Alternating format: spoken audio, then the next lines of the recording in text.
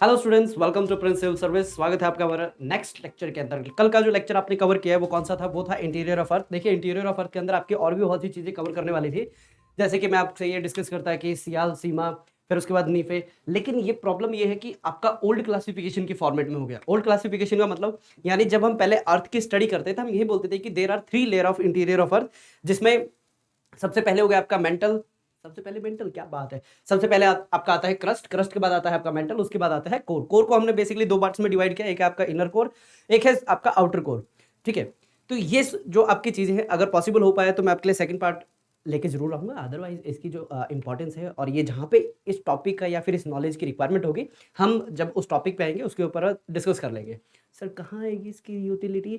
इसकी यूटिलिटी आएगी जब हम जैसे सी फ्लोर स्प्रेडिंग समझ रहे होंगे, या फिर जब हम प्लेट टेक्टोनिक पढ़ेंगे तो उसके अंदर एक छोटा सा पार्ट हम इसके ऊपर भी डिस्कस कर लेंगे। तो अभी बात करते हैं इंटीरियर ऑफ अर्थ को समझने के बाद। सबसे पहले हमने क्या समझा है? इंटीरियर ऑफ अर्थ यानी जो अर्थ है बेसिकली वो अंदर से कैसी है। और उसको स्टार्ट करने से पहले हमने किसके बारे में बात की? उससे पहले हमने बात की थी यूनिवर्स के बारे में, हाउ यूनिवर्स इज फॉर्म्ड।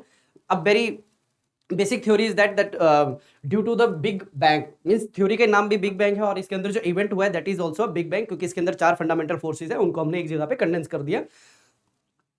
और जेम्स वेब टेलीस्कोप ने अभी रिसेंटली एक पिक्चर पब्लिश की है, वो भी आप जरूर चेक कीजिएगा। 4.6 बिलियन ईयर पुरानी है वो पिक्चर। ठीक है, पिक्चर पुरानी नहीं है, वो जो स्ट्रक्चर या फिर जो मूवमेंट कैप्चर किया गया है जेम्स वेब के थ्रू वो है।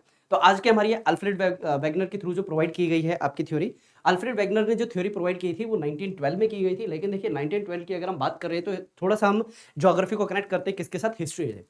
देखिए जो 1912 का टाइम पीरियड है, बिल्कुल एकदम आप यही टाइम पीरियड लगा सकते हो जैसे एट प्रेजेंट रशिया और यूक्रेन के बीच में जो वॉर हो रही है।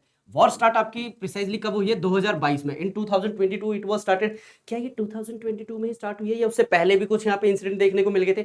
देयर वर सर्टेन इंस्टेंस, जैसे कि 2014 के अंदर क्रीमिया का एनेक्सेशन किसने किया था? रशिया ने किया था यूक्रेन से।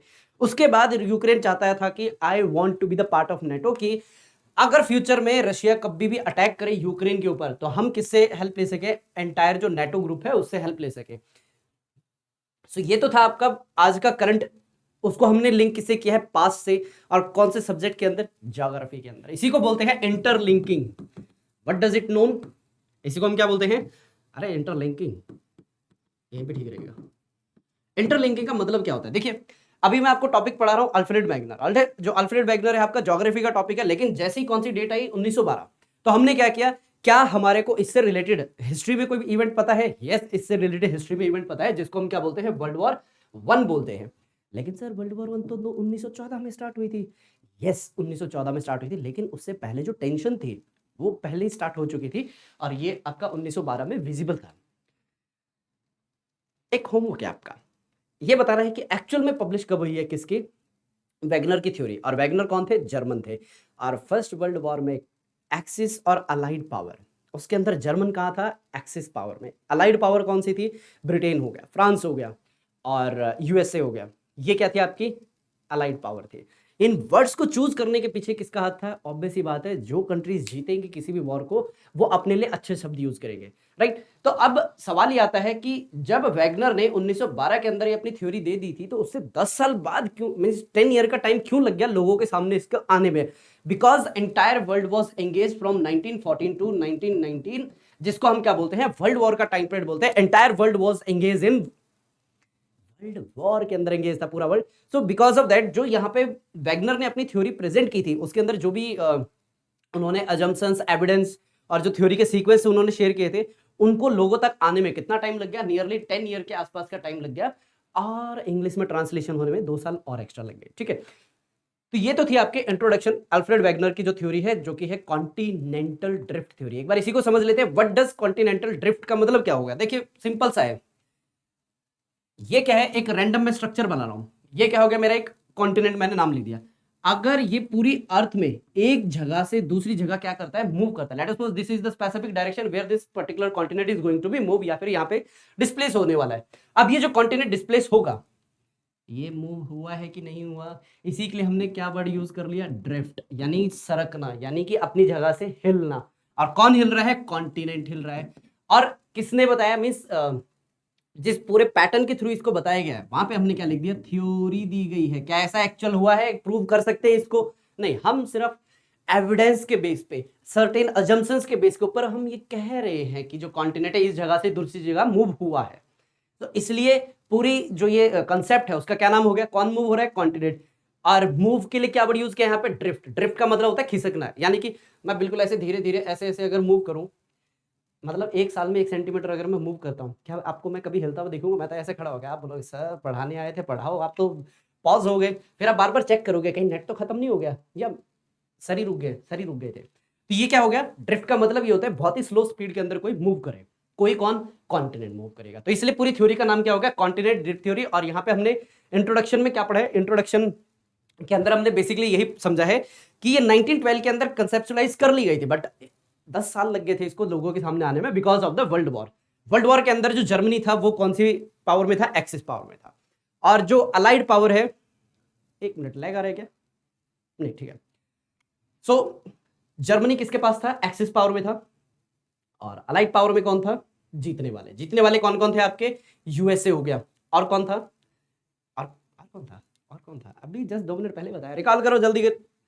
सर आप तो बिल्कुल ऐसे पढ़ा रहे हैं जैसे क्लास में पढ़ा रहे हो। बेटा क्लास ही चल रही है आपकी, because you are paying time right now to me. तो मेरा ये फर्ज बनता है कि आप सारी चीज़ों को इमीडिएट रिकॉल करें। कर लिया recall, very good.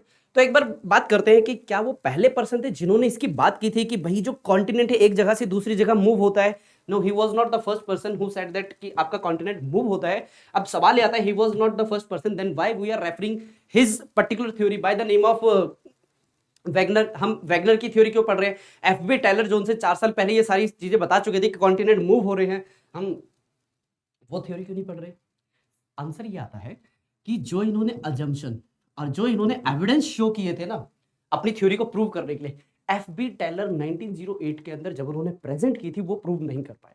So because of the lacking of evidence, lacking of pattern, lacking of sequence, वो थ्योरी एक्सेप्ट नहीं हुई। और एक्सेप्ट किसकी होती है, मिस्टर अल्फ्रेड वैगनर की थ्योरी एक्सेप्ट होती है। ये सिंपल सा बैकग्राउंड है, ये आपको पता होना चाहिए।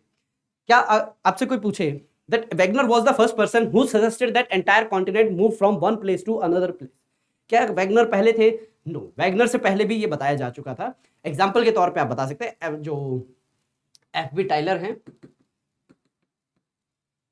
उन्होंने पहले ही इसके बारे में बता दिया था। कब बताया था, 1908 के अंदर वो ऑलरेडी मेंशन कर चुके थे कि ऐसा कुछ होता है। तो आगे चलें, बैकग्राउंड हो गया। अब बात अगर हम करते हैं कि चलो उन्होंने बता दिया, उनकी अजम्पशंस बहुत अच्छी थी, तो वो अजम्पशंस थी क्या? बेसिकली उन्होंने क्या बोला कि जो आपकी अर्थ है, जो सबसे टॉप लेयर है, उसको हम क्या बोलते हैं, उसको बोलते हैं हम क्रस्ट। और ये प्रिसाइजली 2 पार्ट्स में बनी होती है, एक होती है आपकी सियाल और एक होती है आपकी सीमा। ठीक है, तो क्या डिमार्केशन कर दिया, जो क्रस्ट है एक होगी कॉन्टिनेंटल क्रस्ट और एक हो गई आपकी ओशनिक क्रस्ट। एक है सियाल की और एक है सीमा की। तो इसमें लाइटर कौन सी है, सियाल लाइटर है। डेंसर कौन सी है, सीमा आपकी डेंसर है। सो इसके आगे की लाइन थोड़ा ध्यान से, so what he said sial is floating over sima. Sial किसके ऊपर तैर रही है, सीमा के ऊपर तैर रही है, बट विदाउट एनी रेजिस्टेंस। क्या लाइन बोली है मैंने, but without any resistance. Resistance का मतलब क्या होता है, फॉर एग्जाम्पल आप अपना हाथ लो, अगर अपने हाथ को दूसरी डायरेक्शन से इस तरीके से फ्लो करोगे, कुछ ना कुछ आपको यह लगाना पड़ रहा है प्रेशर। ऐसे नहीं कि आपने हाथ रखा बिल्कुल फिसलते हुए यहां पे आ गया आपका, क्या हुआ, आपने प्रेशर लगाया, यानी कि ये जो दोनों हाथ की जो स्किन है एक दूसरे के साथ क्या कर रहे हैं, फ्रिक्शन शो कर रही है। इसी फ्रिक्शन को हम क्या बोलते हैं, रेजिस्टेंस। और यहां पे वैगनर ने क्या बोला है, रेजिस्टेंस क्या है यहाँ पे, नो, यानी कितना है, 0 रेजिस्टेंस है। इसीलिए कॉन्टिनेंट एक जगह से दूसरी जगह मूव कर पा रहे हैं। नेक्स्ट इन्होंने क्या बोला, फोर्स के बारे में। तो यहां पे आपका छोटा सा होमवर्क रहेगा, अभी बताता हूं वो क्या रहेगा। यहां पे फोर्स के बारे में क्या बोला गया कि 2 फोर्सेस है जो कि रिस्पॉन्सिबल है कॉन्टिनेंट को एक जगह से दूसरी जगह मूव करवाने के लिए। वो 2 फोर्सेस कौन सी है, सबसे पहली फोर्स है आपकी ग्रेविटेशनल फोर्स। कौन सी फोर्स है, ग्रेविटेशनल फोर्स। ग्रेविटेशनल फोर्स किस तरीके से, ग्रेविटेशनल रिस्पॉन्सिबल है किस डायरेक्शन में मूवमेंट के लिए, नॉर्थवर्ड डायरेक्शन के मूवमेंट में कौन रिस्पॉन्सिबल है, आपकी ग्रेविटेशनल। दूसरी फोर्स पता कौन सी बताइए दूसरी फोर्स है टाइडल फोर्स। अच्छा ये सीई मिस हो गया इसके अंदर, चलो मैं थोड़ा कहीं और ले लेता हूं इसको, टाइडल फोर्स को। Let me just right here tidal force. So these two forces were used by Wagner to explain how continents are moving from one place to another. The first one was gravitational. ये तो समझाने की requirement नहीं है, simple है। जैसे आपके अर्थ के अंदर कोई भी चीज अगर सरफेस के ऊपर है, why so, because of the gravity. ठीक है, यहाँ पे फोर्स हो गया आपकी ग्रेविटेशनल, और कौन सी डायरेक्शन में मूवमेंट रिस्पॉन्सिबल है इसके लिए? नॉर्थवर्ड डायरेक्शन मूवमेंट में रिस्पॉन्सिबल है। सेकंड फोर्स कौन सी है? सेकंड फोर्स है आपकी टाइडल फोर्स। ठीक है, टाइडल फोर्स क्या होता है? Let me just explain this one also. देखो, ये हो गई आपकी अर्थ, ठीक है, और ये हो गया आपका मून। मून के पास आने से और दूर जाने की वजह से जो अर्थ के ऊपर इंपैक्ट आता है उसको हम क्या बोलते हैं? Tidal force. और ये इंपैक्ट किसके ऊपर आएगा? ये जो वाटर है, अगर ये पास होगा तो क्या होगा? बल्ज आउट होगा, यानी किसकी तरफ जाएगा? ये टुवर्ड दी मून, यानी कि मून पानी को अपनी तरफ खींचेगा। इसी को बोलते हैं, क्या बोलते हैं? हाई टाइड बोलते हैं। और जब ये मून दूर चला जाता है तो पानी कहाँ आएगा? पीछे की तरफ आ जाएगा। ठीक है, इसी फोर्स को, यानी कि द बैकवर्ड यानी forward movement and backward movement of water due to the location changing, या द पोजीशन चेंज हो रही है किसके अंदर? मून के अंदर, is known as your tidal wave. एक बार सिंपल लैंग्वेज में दोबारा से बता देता हूं। ये अर्थ है, अर्थ से मून पास में आ रहा है और दूर जा रहा है। इसकी वजह से क्या हो रहा है? अर्थ के ऊपर क्या है? 70% आपका वाटर है जो कि लिक्विड स्टेट में है। और ये जो लिक्विड स्टेट है वो क्या होती है? जो जैसे मून पास में आता है उससे अट्रैक्ट होती है। Because of that a force is generated, that force is known as tidal force. These three basic assumptions were taken by Wegener. यहां तक बताइए समझ में आ गया कि नहीं आया? तो टाइम की थोड़ी शॉर्टेज है, देखते हैं कितना कवर हो पाएगा, नहीं तो इसका एक और सेकंड पार्ट आपको कल मिल जाएगा। सो एक बार दोबारा से रिकॉल कर लेते क्या क्या चीजें हमने कवर की है। हमने सबसे पहले क्या देखा है? हिस्टोरिकल बैकग्राउंड देखा। देखिए, क्योंकि दो चीजें होती है किसी भी चीज को वर्ड टू वर्ड पढ़ना, और दूसरा होता है कि कोई ऐसी चीज आप देखो कि जो आपके दिमाग में सेट हो जाए। फॉर एग्जाम्पल, मैंने क्लास में कई बार ये एग्जाम्पल दिया, आपको भी दे देता हूं मैं, ताकि आपको थोड़ी सी चीजें क्लियर हो जाए। अभी तक तो वैसे कोई पहुंचा नहीं होगा यहाँ तक, अगर कोई पहुंचा है तो उसके लिए वीडियो बहुत ही हेल्पफुल है ये। लेट सपोज मुझे ये जो स्टाइलस है, या जो ये जिससे मैं स्लाइड्स को आगे पीछे करता हूँ, मुझे ये रखना है। कहाँ रखूंगा? कोई बेस होना चाहिए तभी तो मैं रखूंगा, सो दैट मुझे जब इसकी रिक्वायरमेंट हो ऐसे मैं ले सकूँ इसको। अदरवाइज मैं इसको क्या करूँ? ऐसे छोड़ दूँ, यहाँ पे कहाँ जाएगा? नीचे फर्श पे जाके गिर जाएगा। अब मैं यहाँ पे रिकॉर्डिंग भी कर रहा हूँ, ढूंढ रहे कहाँ गया कहाँ गया कहाँ गया। तो ये क्या हुआ? अगर आप ये चाहते हो कोई चीज आपको जल्दी एक्सेस हो जाए तो उसके लिए क्या होना चाहिए? बेस होना चाहिए। वैगनर की थ्योरी को समझाने मुझे मुश्किल से 5 मिनट का टाइम लगेगा, बट उस थ्योरी को समझाने का फायदा क्या है? मैं यहाँ पे पढ़ा रहा हूँ क्योंकि आपको नहीं आता है, इसलिए नहीं पढ़ा रहा कि मुझे आता है। सो अगर चीजें अगर आपको नहीं आती तो मैं पढ़ाऊंगा इस तरीके से कि वो चीजें आपको समझ में आ जाए। ठीक है, इसलिए मैंने बिल्कुल सिंपल फॉर्मेट में समझाया कि कॉन्टिनेंट क्या होता है, ड्रिफ्ट क्या होता है, और थ्योरी क्या होती है। राइट, इसके बाद हमने इसका हिस्टोरिकल बैकग्राउंड देखा कि 1912 में जो थ्योरी बनकर तैयार हो गई वो 1922 से 24 में क्यों आती है? Because of the reason of world war. और वैगनर कहां से थे? जर्मन से थे। और ऑब्वियस ही बात है, जर्मन्स को उस टाइम क्या करा जा रहा था? सप्रेस कर रहे थे, दबा रहे थे हर चीजों के अंदर। तो नेक्स्ट सवाल क्या पूछा जा सकता है? व्हाई वी फॉलो वैगनर्स, यानी कि वैगनर की थ्योरी को फॉलो नहीं, पढ़ते क्यों है? क्योंकि अगर आप फॉरेन यूनिवर्सिटीज में जाओ, जैसे कि आपके वेस्टर्न साइड में जितनी यूनिवर्सिटी है, वैगनर को हम नो मोर फॉलो, मतलब वहां पे फॉलो नहीं करते हैं, but we in Asian universities हम इसको फॉलो करते हैं, बिकॉज इट्स सिंपल और इजिली समझ में आ जाती है। इसके बाद हमने क्या देखा कि बैकग्राउंड क्या था? बैकग्राउंड में हमने ऑलरेडी एफबी टायलर की बात की कि एफबी टायलर 1908 के अंदर ऑलरेडी बता चुके हैं कि कॉन्टिनेंट मूव होते हैं। Wagner was not the first person जिन्होंने ये एक स्टेटमेंट रखे थे। क्या एफबी टायलर से पहले भी कोई थे? Yes, there was one more person who told कि कॉन्टिनेंट आपके एक जगह से दूसरी जगह मूव होते हैं, but that time he was not well aware, यानी उनके पास इतनी कोई नॉलेज नहीं थी। And who was that person? ये आपका होमवर्क है, रिसर्च करनी बनती है इस चीज के ऊपर, तो कल के लेक्चर में बता दिया जाएगा क्योंकि अभी टाइम हो चुका है लेक्चर का। नेक्स्ट आती है अजम्पशन। कल हम डायरेक्टली स्टार्ट करेंगे एविडेंस से, एक बार थोड़ा सा रिकॉल कर लेंगे, फिर उसके बाद एविडेंस से स्टार्ट करेंगे। अजम्पशंस बेसिकली तीन है कि आपकी जो टॉप मोस्ट लेयर है वो क्या है? क्रस्ट है। और वो किसकी? दो इसके अंदर कॉम्बिनेशन मिलेंगे आपको, सियाल और सीमा। जो सीमा है वो आपकी ओशनिक प्लेट है, और सियाल क्या हो गया? आपकी लाइटर है, और वो किसके ऊपर क्या फ्लोट कर रही है? फ्लोट कर रही है ओशनिक प्लेट यानी कि सीमा।